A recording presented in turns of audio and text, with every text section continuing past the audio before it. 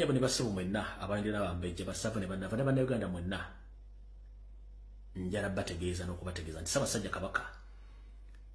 ku lunaku olw'ebbalaza luno olwa wiiki eno yakomyewo yabadde akomawo okuva gyeri agenze okufuna obujjanjabi n'awambibwa ku kisaawe ky'ennyonyi Entebbe n'abuzibwawo era tamanyikiddwako mayitire nenga information jenna nti bamukwata ku Sunday ekiro. Abantu bonna be yagenda nabo bena bagamba mu katambi kali bukadde bonna bo baafuluma ennyonyi era ne babakwasa emigugu gya Ssaabasajja Kabaka yine bamusigaza ng'omuntu ne bamuwamba ku kisaawe n'atwalibwa mu kifo ekitanategeerekeka era gyatamanyi nti bamulamu essaawa zino olw'ensonga waliwo mission ey'okumukola kye baakola omugenzi yali speaker wa Uganda Jacob Olanya nti bamala omuchunya bamutte ate badde mbafulumye enjole ye ate bagikume bagenti Ssaabasajja Kabaka yakisiza omukono mu ngabo ng'ali bweru wa ggwanga gabawe mu butuufu obagaye nenzo omusajja esimwagaane kulumya koze kye kikubingira Julia wagambye nti no yakkiriza naye nze nabaddeyo nze natuuka era ndali natuukayo ku machasa 2 ku Lwokubiri nga show ya Saturday kati ngenda okutuukayo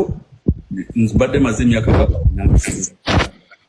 nefuna hoteli yange nenetegeka nagenza okutuukayo nga tewali Abamerika abalala bemanya abazze nalabye abantu abavudde mu Amerika batasukka 50 abavudde mu Amerika nga bazze show ogenda okuwera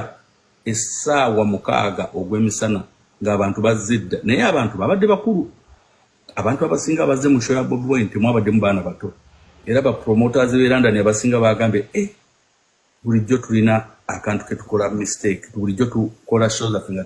tusika baana bato naye abantu abakulu wano bangi nnyo majority of the people ababaddeyo babadde basukka emyaka 3 n'okweyongera waggulu majority of the people nga bakazi bakulu bakadde waliwo n'omwami omukulu muzungu amaze mu America amaze mu Africa emyaka egitakka wansi wa 6 he's been in Africa more than most Africans atambudde ya presidents namu meetings kwa mukwano gwange namumanyira Burundi alina emyaka 87 bamuyita Nigel Watt era bamanyi mutabani wange bamuyita Nigel nangamba ninogenda kuki ku show nebifaananyi birina muzeyi nagani nogenda ku show ya Bobi Wine mukadde nakwata omugugwe ne tugenda ku Bobi Wine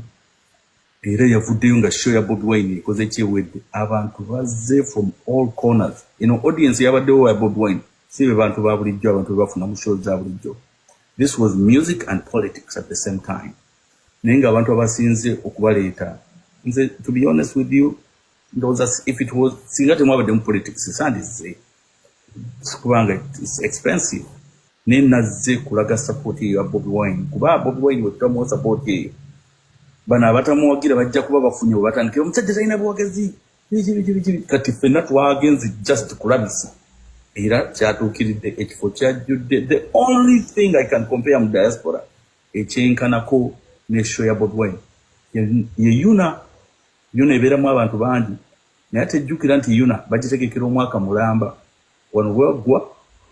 omwaka ne guyitawo ne bategeka ate bagitegekedde emyaka egitaka wansi bwa 25 so kati yuna ye leve eyo gyo gyebirako abantu bangi ati naye abantu abasinga okujja mu yuna tebajja nti lwa yuna bajja kuba pate nti ne batambula kuva mu state ez'enjawulo ne bamala omwaka omulama ne babookinga sure it was a success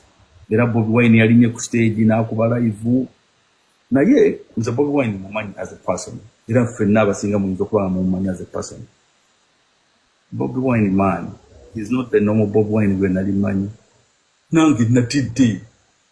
akutabina zoja okuotako mu ngalo bulijjo simanyi kye bayita amasannyalaze nalabye abantu abakulu nga bakekema Bobi Wine nga amuyita n'akekema ate kati otandise politics naawe katonda mu ggulu Mezaya Bobi Wine simanyi oba omumiitinzeko watu omumiitinzeko in the recent days Bobi Wine ajja kuyita kugambe twala penge bayise penge nansanyuka naye ng'okimanyi naye amusabula ebiseera ebisinga ogambye penge nakati tanaddangulu Bobi Wine ffenna omuntu yenna bw'oba tomumiitinga ku Bobi Wine oba omwagala oba tumwogera olaba Calvin abo bonna tebagala Bobi Wine naye ne bamala bamiitinga mu kifo kimu Bobi Wine amwita Calvin tangu ino muganda wange kuba Bobi Wine abikola ne bo batomwagira ojja kulanga character yetu ojja kutandika okulaba okulu omuntu obuli awo kiringa Museveni fena tukola ki tugamba Museveni bitu nenze nkimanyi if I meet Museveni ninzo kufuna mo okutya obukulembeze omuntu omukulembeze abira mukulembeze omukulembeze abira obo omwagala oba tomwagala somehow inzo musikana nofuna mu amasanyalaze ne Bobi Wine era omanyi benazo kyenalabye Bobi Wine agenda US kirizo baganda ngenda US yes jangu erabire ko waliwe no kuno ngenda kubanga ekyanganyo gende mu Ngereza nabate manyi mukola tefuzo kwa batali benyale no kusinzira ku kyenalabye na wanisi abantu bebule era ke kugenda mu US kushoya Bobi Wine kuyuna nja kuwereza video abantu nga tuli ku stage twabadde wano wenyini nga abantu bakisinga engato ya Bobi Wine nakati ekibuzo kyange kyembuuza lwaki abayimbi abalala tebasobodde kukola kintu ekyo bino biri mu politics banange mwasuze mutya baswiti kansule muli bulungi actually leero kanyambale ki kanyambale ey'amagye yeeriwa kanyambale ey'amagye kuba nzize kwogera ku nsonga za ggwanga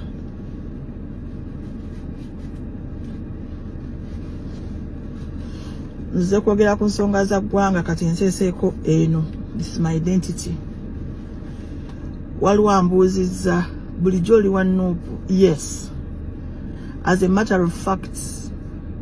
ndi among the 2 top leaders of Nuupu mu Canada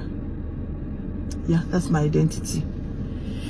nzize kutangazaamu ebibaluwa ebibadde bitambula waliwo ekimu omuntu yabikoze ali wano mu Canada mukyala we muganda wa Lydia Wanyoto abamumanyi mumumanyi kati ye mukyala w'omwami oyo yakoze ekibaluwa ekyo alabye ebintu bisajjulukuse muzana contactinga babloga ba NRM bafunenge gye bakitambuzaamu kyembanjalo bategeeza temweraliikirira tewaliwo ekizibu kyonna ekiri ku basoldiers bali bulungi enensi Canada si Uganda nti okwekalakasa kukkirizibwa mu mateeka ate tukomawo mu Toronto tukomawo nga kikambwe nnyo so Calvin Kayanja nakulabye olina kyowandiika gwowandiika ng'ani gwakukusa n'abantu obatwala mbukukola ebuwalabu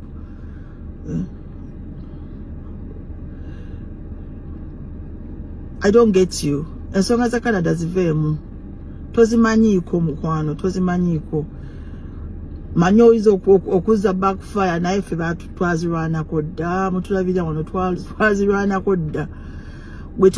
kyaka toyogera na bannayuganda kulaba ennaku abantu gye bayitamu bw'oba ddala oli munnayuganda alumirirwa ensi yo ebyokola bya kisiru mwana bya kisiru nnyo gwali eri e Kampala mbu nawe wandikira prime minister owandika ngani what is your postal code in Canada Calvin Kayanja what is your postal code mu Canada noyo omuntu eyise citizen ani abaliment na citizen kakibe na talina kyali ne wano so bamikwano waliwo abantu bangi munkebeddeko ne mugamba nange mami tuli worried tulabye erinnya lyange libadde lyakubiri ku list fe nga bw'otulaba okwo fe abamu abaagenda mu kwekalakaasa nakyemalira nga bwe mumanyi abalowooza nti ebyo byakutiisa emitima gyakaluba ddadda ze bawa ba Calvin Kayanja otukolera gundi bazigulemu eddagala ekiruddu ze bawa ba Calvin Kayanja n'abo abakola kati obusiru bw'abantu tebumanyi tuli mu time ya technology okola document tukunoonye yagikoze ne tukugwako omuntu oyo yakoze document akola even with the vulnerable minority people in this country simanyi oba ali worthy to work in the minority sector simanyi bulungi to serve populations that are vulnerable because of what he just did. It will be a topic of another day. Lero sina byengenda kwogerako birala okujjako ku nsonga za ggwanga. okujjako ensonga z'eggwanga.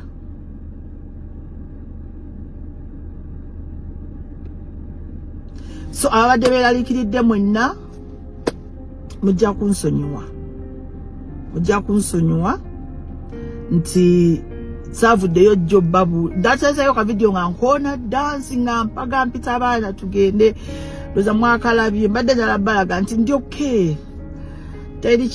teri kitukanga ate tukomawo mu weeks ezo tuli Toronto mu weeks ezo eziddako tuli Alberta eziddako tuli British Columbia tugenda okutalagga Canada yonna tugimalewo ebikolwa bya Nakyema tulina obiraga ezo sente embassy zekola zeyagala okufuna